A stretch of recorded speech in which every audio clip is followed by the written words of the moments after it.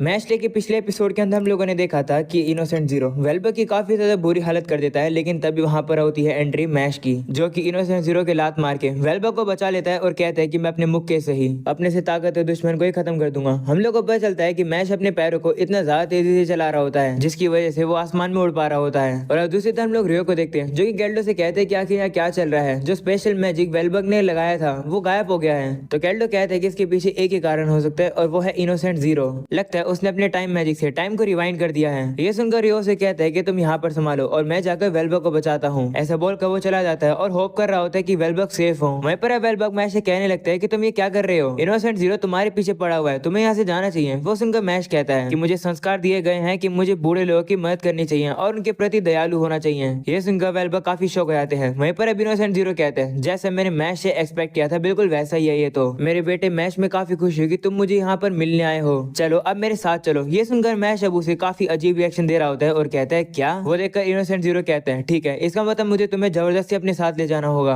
लेकिन उससे पहले ऐसा बोलने के बाद वो अपनी पावर को यूज करके वेल्बर को एक मैजिक के अंदर फंसा देता है और वो डार्क मैजिक में वेल्बर को फंसाता है और कहता है कि मैं दूसरों की मैजिकल एबिलिटीज को चुरा सकता हूँ और मैंने हमारे मास्टर के भी डार्क मैजिक को चुरा लिया है और अब वेल्बर मैं तुम्हारे मैजिक को चुराऊंगा। वहीं पर हम लोग मैश को देखते हैं जो कि डार्क मैजिक से वेल्बर को बाहर निकाल लाता है। वहीं वेल्बर की हालत काफी बुरी हो जाती है जिसके बाद अब इनोसेंट जीरो कहता है काफी लेट हो गया मैश। जिसके बाद हम लोग इनोसेंट जीरो को देखते हैं जो कि अब वेल्बर के ही मैजिक को यूज करने लगता है। ये देखकर वेल्बर काफी हैरान होते हैं और कहते हैं कि ये नहीं हो सकता है। तो इनोसेंट जीरो कहते हैं नहीं ऐसा हो सकता है। ऐसा बोलने के बाद वो स्पेस सैक्रिफाइस को यूज करके पीछे के एक पहाड़ के ऊपर हमला करता है और वो पहाड़ अब बीच में से गायब हो जाता है। ये देखकर वेल्बर कहते हैं कि ये तो मेरा मैजिक है और लगता है कि इनोसेंट जीरो के पास मुझसे ज्यादा मैजिकल कैपेसिटी है। जिसके बाद अब इनोसेंट जीरो कहता है कि मुझे इस दुनिया पर राज करने की ताकत मिल गई है, ये दुनिया अब मेरी है, मैश अब अगली बारी तुम्हारी है, तुम अब मेरे होगे। ये सुनकर वेल्बर अपने मन में कहते हैं कि तो गड़बड़ हो जाएगी, अगर इनोसेंट जीरो के हाथों में मैश लग गया तो हमारी सारी होप्स खत्म हो जाएंगी। वहीं पर मैश को गुस्सा आ जाता है और वो इनोसेंट जीरो को काफी ज्यादा मुक्के और लाते मारने लगता है। और तो और इनोसेंट जीरो मैश के मुक्के को भी पकड़ लेता है और मैश ये कहता है कि इससे तुम मेरा कुछ भी नहीं बिगाड़ पाओगे। ऐसा बोलने के बाद वो मैश के ऊपर डार्क मैजिक से हमला करता है और उसके पैर को पकड़ लेता है, लेकिन अब मैश भी जल्दी से अपनी ताकत का यूज करके उससे बच जाता है और दूर आ जाता है। ये देखकर इनोसेंट जीरो मैश से कहते हैं तो तुम्हें समझ आ गया है कि हमारी ताकत के अंदर कितना डिफरेंस है,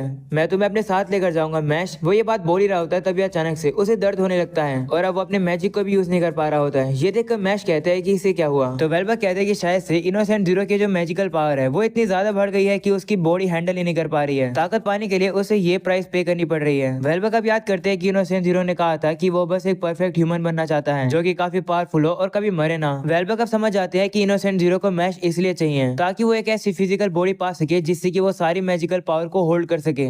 वहीं अब इनोसेंट जीरो मैश से कहते हैं कि ज्यादा एक्साइटेड मत हो, तुम बस मेरे एक इंग्रेडिएंट हो, तुम्हारा मकसद बस मुझे और ज्यादा ताकतवर बनाना है। वो सुनकर वेल्बर उससे कहते हैं कि तुम कौन होते हो ये बोलने वाले, मैश अपनी जिंदगी के डिसीजन खुद ही लेगा। ये सुनकर मैश भी कहते हैं हाँ मैं अपने डिसीजन खुद लूंगा। ये सुनकर इनोसेंट जीरो कहता है तुम मजाक कर रहे हो क्या, ऐसे इंसान जो कि मैजिक यूज कर नहीं सकते हैं वैसे भी वो इस दुनिया में नहीं रह सकते हैं। एडम जोस काफी लंबे समय तक इस मैजिकल दुनिया पर रूल करता रहा, वो हमेशा नो ब्लिस और ब्लाइस के बारे में बात करता रहता था, लेकिन अंत में उन लोग के लिए डिस्क्रिमिनेशन कभी नहीं खत्म कर पाया जो कि मैजिक यूज नहीं कर पाते थे। ये बात तो मैं वेल्बर से भी कह सकता हूँ। ऐसा बोलने के बाद वो वेल्बर की पावर का यूज करके वेल्बर के ऊपर ही हमला करने वाला होता है, जिसे देखकर वेल्बर घबरा जाते हैं और कहते हैं कि मेरे पास कोई भी मैजिकल पावर नहीं बची है, मैं इस अटैक को डॉज नहीं कर पाऊंगा। तो अब इनोसेंट जीरो उनके ऊपर हमला कर देता है। ये देखकर मैश जल्दी से वेल्बर को बचा लेता है, जिसे देखकर वेल्बर हैरान होते हैं और कहते हैं कि मुझे लगा नहीं था कि मैश इस तरीके से अभी भी मूव कर सकता है, लेकिन चाहे कुछ भी हो अभी भी हम लोग डेस्परेट सिचुएशन में हैं। इनोसेंट जीरो काफी ज्यादा ताकतवर है। तभी मैश कहने लगता है कि कितनी कन्वीनियंट कहानी है, इस दुनिया में मैजिक ही सब कुछ है और इस दुनिया का बेस्ट मैजिक यूज है जो कि इनोसेंट जीरो है वो कितना यूजलेस है, अपनी मसल से उसे हराने में मजा आएगा और फिर दुनिया मुझे एक्सेप्ट कर लेगी। ये सुनकर इनोसेंट जीरो से कहता है कि तुम्हें लगता है गलतफहमी है, तुम मुझे नहीं हरा सकते हो क्योंकि मैं तुमसे काफी ज्यादा ताकतवर हूँ। वेल मुझे लगता है कि मुझे थोड़ा सा टाइम चाहिए अपनी बॉडी को और ताकतवर बनाने के लिए, अभी मैं जा रहा हूँ। ये सुनकर वेल्बर कहता है कि ये तो इतनी इजीली से जा रहा है।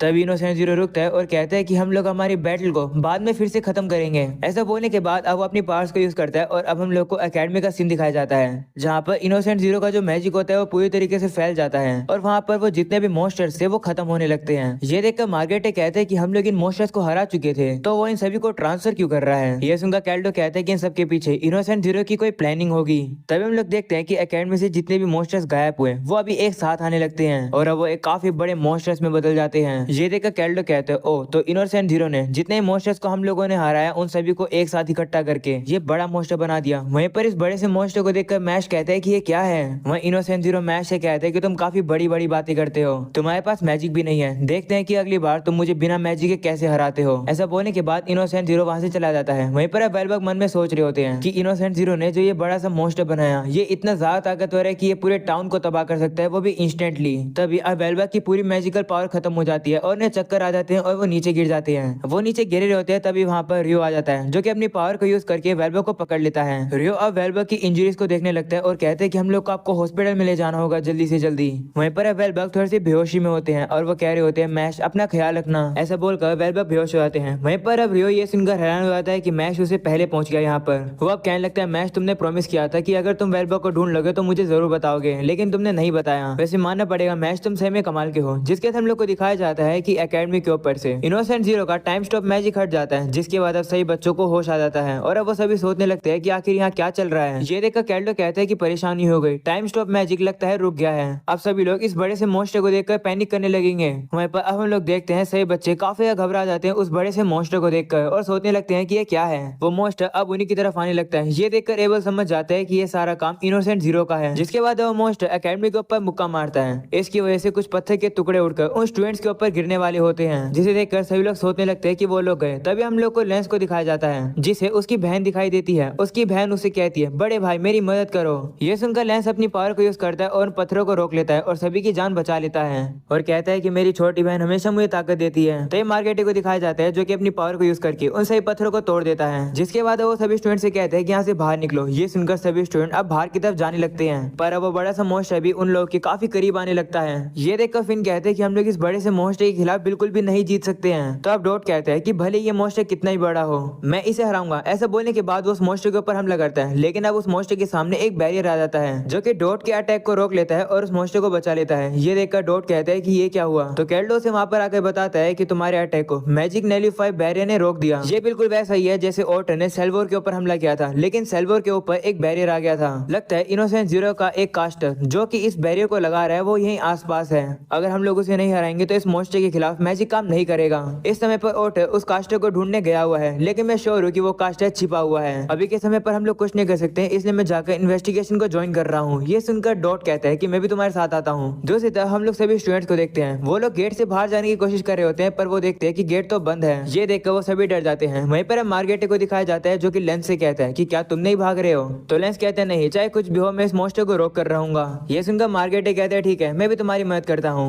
वहीं पर अब डॉट को दिखाया जाता है जो कि कैल्डो के साथ कहीं पर जा रहा होता है और सोच रहा होता है कि आखिर वो कास्टर कहाँ पर है। ये मोस्टर काफी ज्यादा पावरफुल है, ऐसे ही चलता रहा तो हम सभी लोग मारे जाएंगे। जिसके बाद अब सभी स्टूडेंट्स को दिखाया जाता है, वो सभी घबरा जाते हैं और कहते हैं कि हम लोग नहीं मरना चाहते हैं। लेकिन तभी हम लोग देखते हैं कि वो मोस्टर अब उन सभी लोगों के पास आ जाता है और उन सभी को मारने वाला होता है। ये देखकर सभी लोग डर जाते हैं और कहते हैं कि हम सभी लोग अब मारे जाएंगे। वहीं पर इस चीज को कैल्डो भी दूर से देख रहा होता है और कहते हैं कि हम लोग टाइम पे वहां पर नहीं पहुंच पाएंगे और सभी स्टूडेंट्स को नहीं बचा पाएंगे। तभी वो मोस्टर सही बच्चों के ऊपर मुक्का मारने वाला होता है, लेकिन वो बीच में ही रुक जाता है। ये देखकर फिन और बाकी सभी स्टूडेंट अब सोचने लगते हैं कि आखिर ये रुक क्यों गया। और तभी हम लोग देखते हैं कि वो मोस्टर पीछे की तरफ खींचने लगता है। ये देखकर एबिस कहते हैं कि क्या इसके ऊपर कोई मैजिक यूज कर रहा है। तो एबल कहता है नहीं ऐसा नहीं हो सकता है क्योंकि वो बैरियर सारे मैजिक को नलिफाई कर देता है। तभी फिन और लेमन सामने आते हैं और देखते हैं कि आखिर क्या चल रहा है। और अब वो ये देखकर हैरान हो जाते हैं कि उस मोस्टर को मैश रोक रहा है, वो भी उस मोस्टर की चेन को पकड़कर। वो देखकर फिन मन में सोचता है मैश जब से मैं तुमसे मिला हूँ मुझे हमेशा ऐसा फील हुआ है, लेकिन अभी जो तुम कर रहे हो ये पूरा पागलपन है। वहीं पर हम लोग देखते हैं कि मैश उस चैन को खींच रहा होता है तो मोस्टर भी उस चैन को खींच रहा होता है। ये देखकर सभी बच्चे हैरान हो जाते हैं और कहते हैं कि ये तो मैश है जो कि उस मोस्टर को रोक रहा है और मैश तो उस मोस्टर के साथ टग ऑफ वॉर खेल रहा है। लेकिन क्या ये सही है? वो तो मैजिक यूज कर ही नहीं सकता है, तो क्या कोई ऐसा पर्सन स्कूल में टॉप कर सकता है? हम लोग ऐसा नहीं अलाउ होने दे सकते हैं। इस दुनिया के अंदर उन लोग की कोई भी जगह नहीं है जो मैजिक यूज नहीं कर सकते हैं। वहीं हम लोग मैश को देखते हैं जो कि उस मोस्टर की चेन को खींचने में इतनी ज्यादा ताकत लगा देता है कि उसके हाथों में से खून भी आने लगता है। ये देखकर स्टूडेंट कहने लगते हैं कि क्या इससे कोई फर्क पड़ता है कि तुम मैजिक यूज कर सकते हो या फिर नहीं कर सकते हो। इस समय पर मैश हम सभी लोगों के लिए और स्कूल के लिए लड़ रहा है। वो अपनी पूरी ताकत लगाकर हम लोग के लिए लड़ रहा है। सभी बच्चे अब एक साथ मिलकर मैश को कहने लगते हैं कि तुम ये कर सकते हो, तुम उस मोस्टर से जीत सकते हो। सभी लोग अब मैश को चेयर कर रहे होते हैं, जिसे देखकर फिन हैरान हो जाता है और कहते हैं कि मैंने ये कभी भी इमेजिन नहीं किया था।